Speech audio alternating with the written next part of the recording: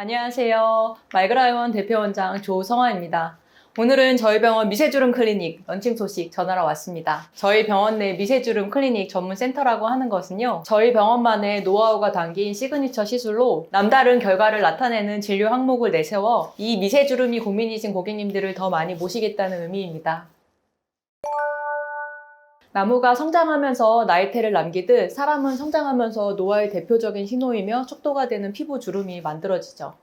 다른 어떤 것보다 얼굴에서 주름이 가장 많이 나타나고 개인적으로 심하게 나타나는 부위는 사람마다 차이가 있습니다.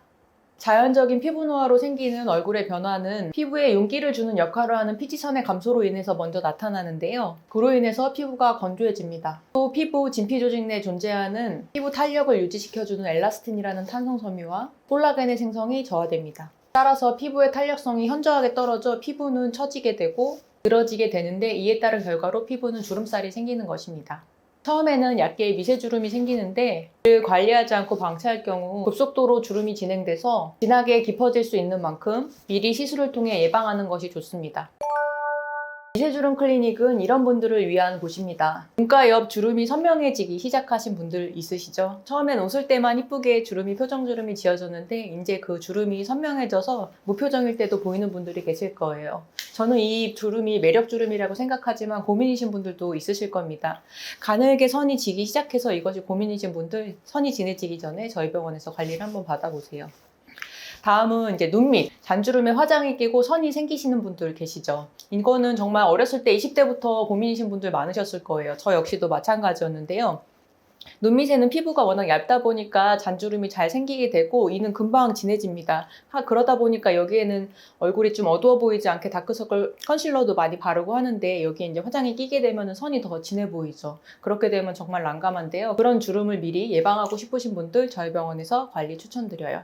다음은 이마 잔주름입니다. 이마 가로주름이 점점 진해지고 잔주름이 많아지시는 분들이 있으시죠? 저 역시도 마찬가지였는데요. 처음에는 스킨보톡스만으로 잔주름을 관리를 하려고 했었어요. 하지만 어느 순간 스킨보톡스를 너무 자주 맞아야 하게 되고 스킨보톡스만으로도 해결이 안 되는 잔주름이 점점 쌓이게 돼서 이 주름 때문에 약간 좀 얼굴에 그늘이 보이게 되는 시점이 왔습니다. 그래서 이렇게 위쪽으로 표정을 지을 때마다 잔주름이 너무 심하게 져서 이 잔주름 때문에 고민이신 분들 도움을 받으실 수가 있고요. 다음은 콧등. 콧등에 표정을 짓지 않아도 보이는 잔주름이 고민이신 분들이 있어요. 미간에서 이어지는 눈썹 앞에 잔주름이라든지 눈꼬리 앞에 있는 주름이라든지 아니면 코 잔등 위에 버니주름이라든지 이런 것들이 고민이신 분들은 정면에서 보이는 주름 때문에 화장을 할 때도 잘 보이고 사진을 찍어도 잘 보이고 고민이신 분들이 있으실 겁니다. 다음은 미간에 선명한 선이 생기기 시작하신 분들이에요.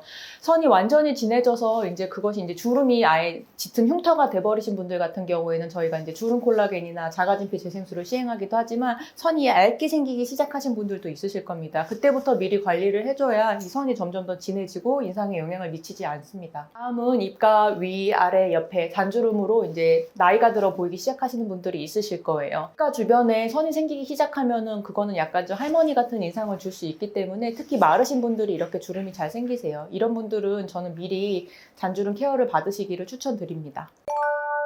이마부터 입가 주름까지 이 모든 미세주름 다들 너무 고민이실 거예요. 특정한 부위 주름이 고민이신 분들도 있으실 거고요. 이 미세주름은 어떤 시술을 해야 되나? 필러는 안 좋은 부작용이 생기기도 한다는데 다른 방법으로 시술할 길은 없을까? 보톡스만으로 안 되던데 보톡스 말고 다른 거는 뭐를 해야 될까? 고민이 되셨던 분들 저희 병원 미세주름 클리닉에서 도움 받으실 수 있습니다.